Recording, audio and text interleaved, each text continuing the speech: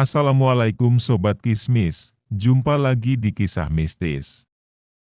Semoga, Sobat Kismis sekalian selalu sehat walafiat, bahagia lahir dan batin, lancar rezekinya dan dimudahkan semua urusannya. Amin. Sobat Kismis, terima kasih yang tak terhingga, bila mana berkenan untuk subscribe, like, komen, dan share. Baiklah sobat, yuk kita simak kisahnya. Wassalamualaikum warahmatullahi wabarakatuh.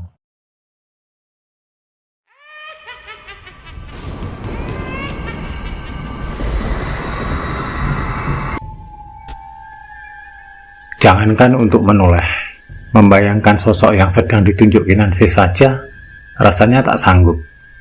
Semoga memang benar itu Giarti. Apa Nan? Tanyaku gugup.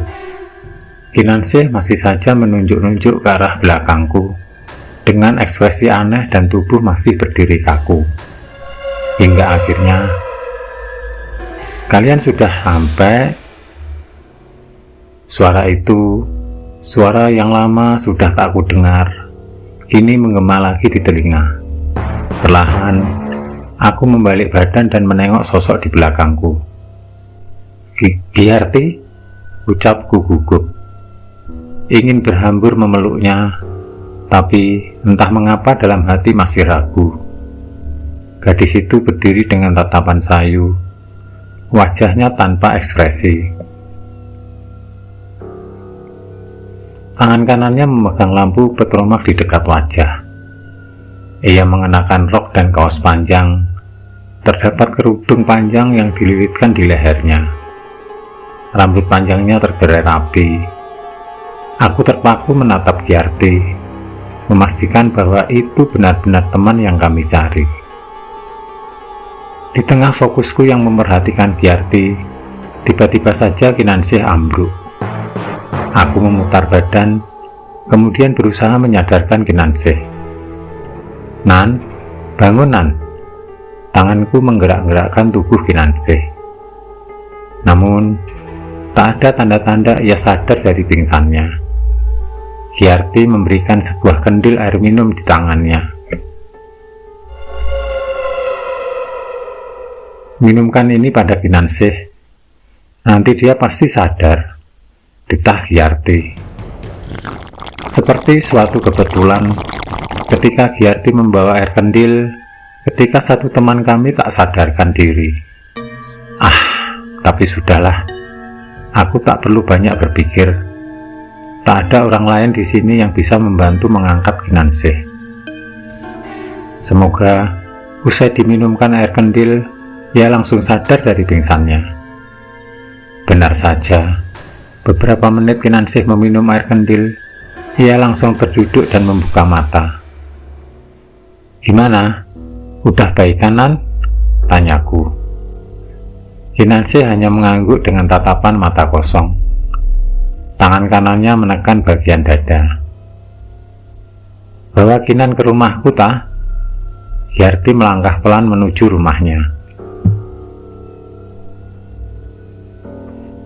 Aku membantu Kinansyah berdiri, lalu menuntunnya berjalan mengekor di belakang Giarti. Tas ransel miliknya pun aku yang pegang.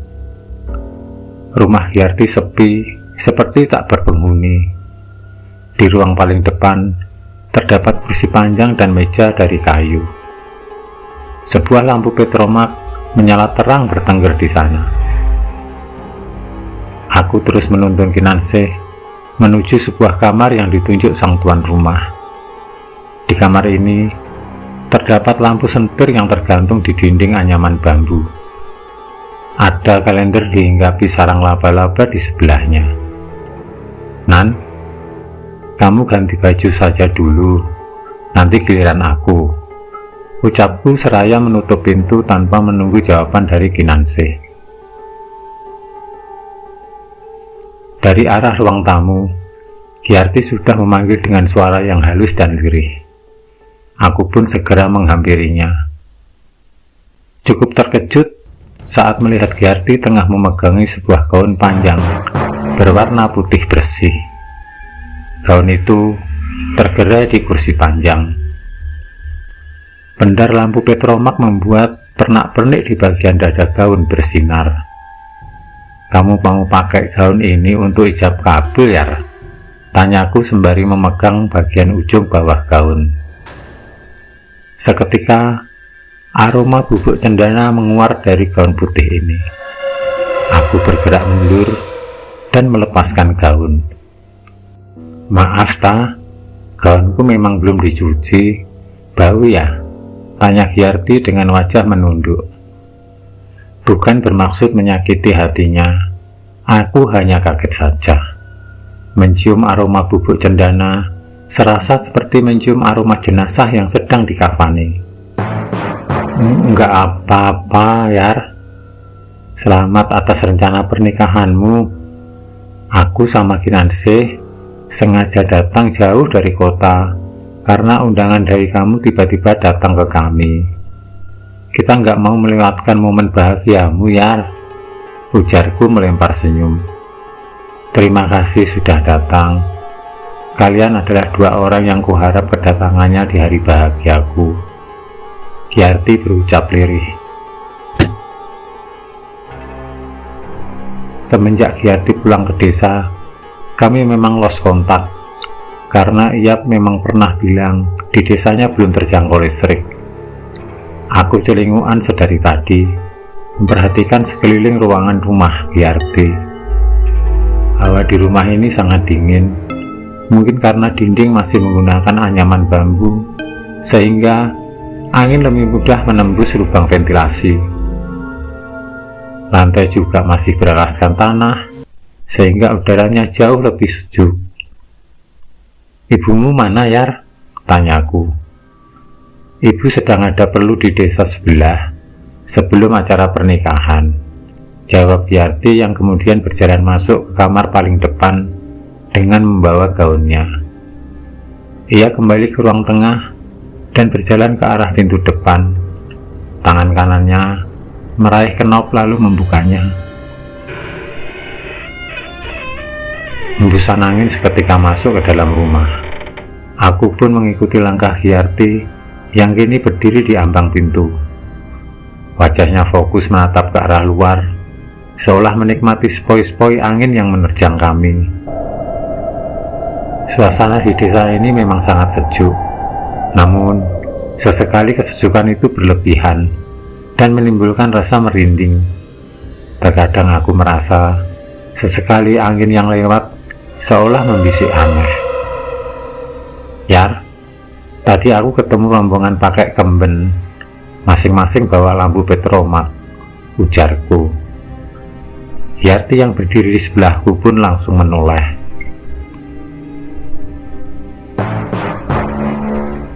"Mereka nggak ngapa-ngapain.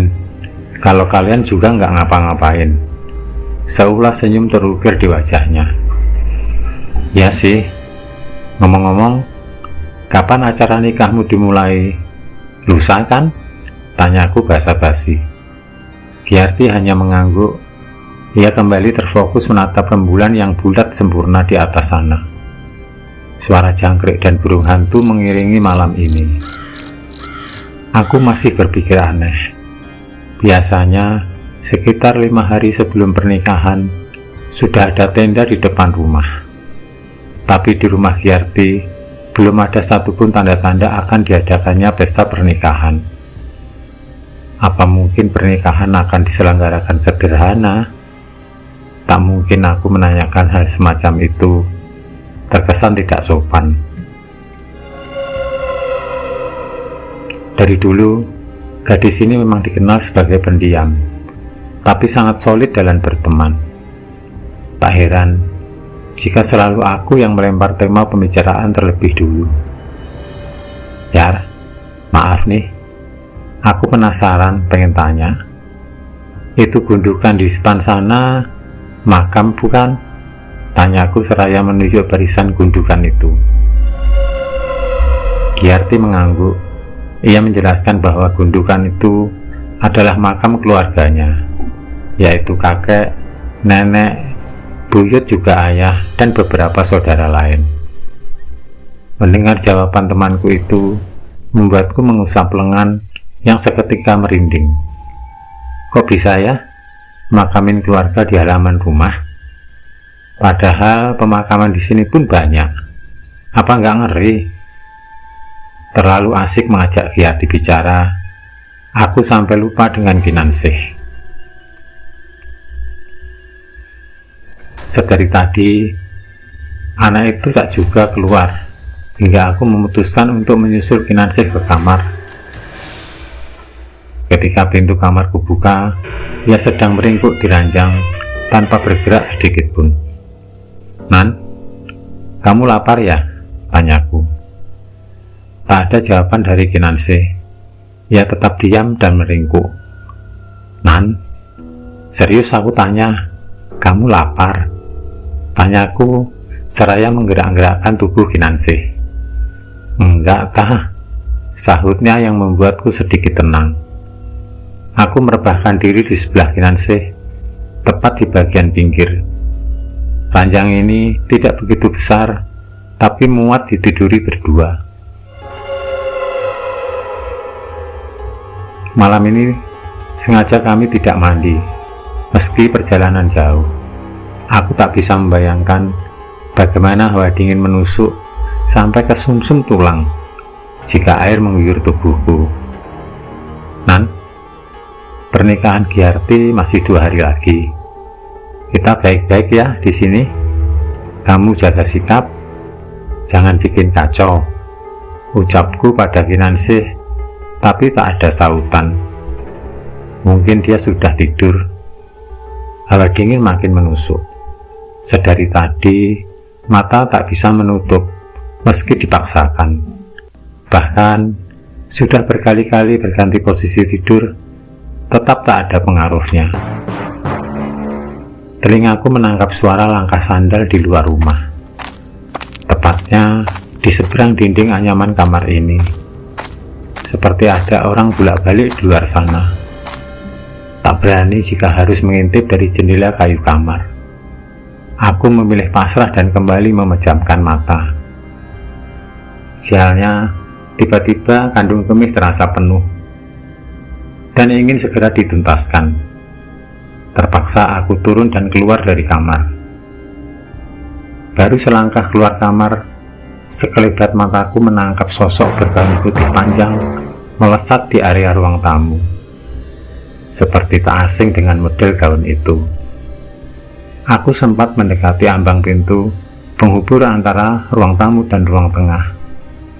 Tapi suasana sepi.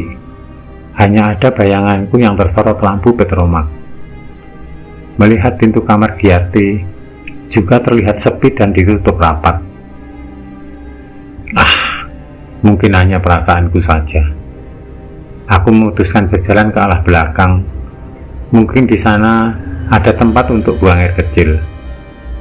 Seluruh rumah Giarti menggunakan penangan dari rempok petromak, membuatku berhati-hati dalam melangkah.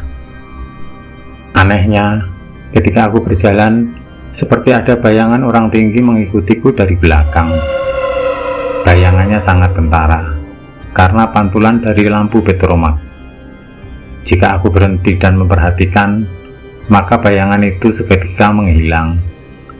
Namun, jika berjalan kembali, bayangan itu muncul lagi dan terus mengikutiku. Refleks aku membalik badan dan memastikan bayangan siapa itu. Sayangnya, tak ada siapapun di belakangku. Kejadian itu terus berulang hingga aku sampai di dekat pawon dapur rumah ini. Rasa takut menjalar di seluruh tubuh hingga membuatku panas dingin. Tubuh gemetar dan seketika kepala rasa sakit. Kicau burung hantu terdengar semakin dekat. Bahkan burung itu sampai menabrak-nabrak dinding yang terbuat dari anyaman bambu di belakang rumah. Napasku memburu, jantung berdegup kencang, lututku melemas, dan tubuh rasanya akan ambruk. Ketika bayangan itu kini berdiri di depanku, disertai aroma busuk yang sangat kuat.